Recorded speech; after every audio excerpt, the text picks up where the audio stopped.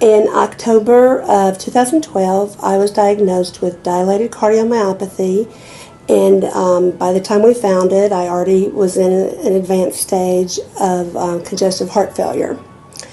I had just gotten back from a trip to see my son in Germany, and while in Germany, had a very difficult time. I blamed a lot on my asthma. So when I got back to the States and got home, I was so tired all the time I could hardly get out of bed. And at first, when we first got back, I had gone to the doctor and just said, I'm really having a lot of trouble with my asthma. So the doctor said that, we need to do an echocardiogram. And he told me, that I had dilated cardiomyopathy, and we set up an appointment with a cardiologist. I wasn't going to be able to see him for 2 weeks. And in the meantime, I had some, not really chest pains, but things that were just kind of bothersome to me, realizing what I had going on. So I ended up going to the emergency room on a Sunday. And at that time, the doctors there that I saw thought I really needed to go ahead and look at this, go ahead and have some tests run. Because my ejection fraction from the test I had was 10 to 15, which is just really not good. So the type of cardiomyopathy I have is most likely was caused by a virus. So they did some more tests. It's possible sometimes people can get better just taking medication, which was not the case with me. About cardiac resynchronization therapy, which is a special pacemaker for people with my trouble. There you have to meet certain criteria in order to get it, and it does exactly what it says. It resyncs the heart, can actually make you feel a lot better, but actually improve your heart. And there's the pacemaker, which is CRT, and then defibrillator also, because people with my problem are kind of prone to sudden cardiac arrest, which isn't really favorable. So the defibrillator is, a very good thing. So you have to wait a certain amount of time before you can consider doing this. So when the time was up, my ejection fraction was still low enough, and other criteria were right. I fit the bill perfectly. This was a good fit for me. So we planned the surgery. I had it on January 25th of 2013. But this particular pacemaker is different than a regular pacemaker because it has a third lead which goes to the left ventricle.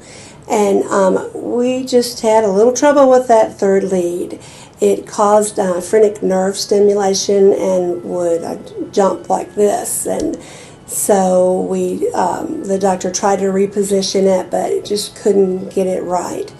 So we had to let the incision heal from this surgery and wait to redo it, try to put a new lead in to get it to function properly. So in March, the first part of March, I had the surgery. Oh, and this whole while, from January to March, there was just no change. It was just functioning like a regular pacemaker, and I was just as tired, felt awful, plus I had an incision to heal, so it was not a happy camper. So in March, they put he got that new lead in, and it's just perfect, started working right away, and I am so much better than I was before. I woke up one morning, I was very dizzy. I thought I had a sinus infection, so I called the doctor, and luckily they were able to get me in to see the doctor within like a half an hour, which is very unusual. And while I was there, they thought they heard something when they listened to my heart, and they did an EKG in the doctor's office, and then they immediately sent me to the hospital. While I was in the hospital, like I said, I was in atrial flutter, and they wanted me to be in a normal heart rhythm, and so they tried to convert my heart rhythm with medication, and that did work, and I was released from the hospital. And I did not find out until a couple of weeks later that the echocardiogram did show that I had some heart failure and congestive heart failure. I am fairly healthy, and so that kind of surprised me. I was treated for atrial flutter, and they did a repeat echocardiogram in August of last year, and it showed that I still was in heart failure. So, and that I was still in atrial flutter. So they did do a cardiac cath on me here at the hospital, and they did have to cardiovert me while I was asleep to get my heart back into its normal rhythm. Following this, the doctor did put me on some medication for heart failure, and I took that for 6 months. So when I went back to the doctor, instead of being at 35 to 40% ejection, I was at 55 to 60, which is back up within the normal range, which was awesome.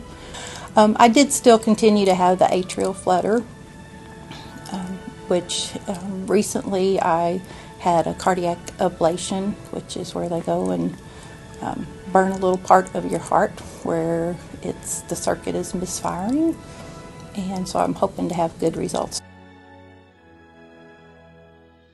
My name is Gwen Parker. I married the love of my life when we were 19 years old.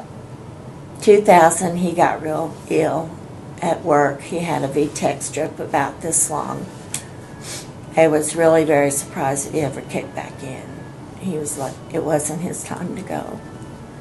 But he done pretty good through the years. He was able to go to ball games with his grandkids, and he had his bad times and good times, but he had made his mind up that he did not want to ever go back to Barnes. He was happy with Steve, and him and Tom done good things. They kept him here with me for a longer time. In 2012 and 2013, he had a rough time. We were in and out of the hospital all the time for something. And then in May, he went to the hospital, and they told us he probably wouldn't make it. He got 105.6 fever and pneumonia. He didn't know anything for 2 days. And he come back out of it, and we went home on hospice. And we went off of that real soon because he was doing so good. And so Sunday morning we slept in. It was like 10 o'clock, and he never does that. And I thought, well, he's just tired. Well, I finally woke him up, and I got him into the living room, and we checked his sugar, and it was a little high, but he got an insulin shot, and he said, I need to eat. Well, he couldn't even eat. He'd take a bite of his toast, and I'd have to holler at him, Dad, wake up, you got toast in your mouth, chew, you know. And finally he just went to sleep, and I just let him sleep for a while, and he woke up and said he had to go to the bathroom, and I got him up, and we made it to the second chair in the living room, made it to the bathroom, then I couldn't get him up no more. So I called the ambulance, and they come and got him, and when I got there, the nurse said his blood pressure had dropped 58/21. So they admitted him for 8 days. Thursday morning I went to wake him up, and he wouldn't wake up. But you know, we go back, he would do it all over again for us. And people that have heart problems don't give up, because there's so many things out there now that can help, and drugs and machines to keep you going. And we actually had to turn his off for him to go ahead and pass, because it kept him alive that much longer. We've been blessed. We'll miss him forever. But between the heart things that they can do now, I kept him another 13 years. And that's a lot of fond memories that no one can take away.